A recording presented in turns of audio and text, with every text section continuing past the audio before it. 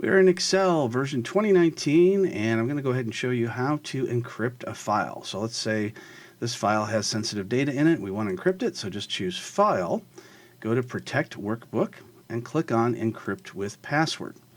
We'll go ahead and put in the password that we want to use. Click OK. Re-enter that password one more time. Make sure it's confirmed. Click OK. And now we'll go ahead and close the file. And of course, we want to save those changes.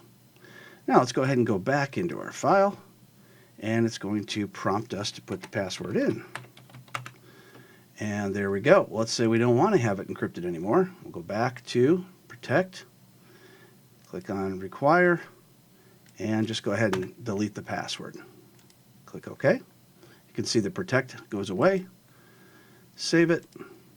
Now we'll open it up one more time, and the protection is gone. If you forget the password, there's not a lot you can do to recover it. However, there may be some tools out there that say they can do that. You can always test that out. This isn't like the old Excel workbooks, where the old versions prior to 2010 used the type of encryption that could be easily broken. This is definitely a much harder to crack type of encryption. So that is how we protect or unprotect an encrypted file in Excel 2019.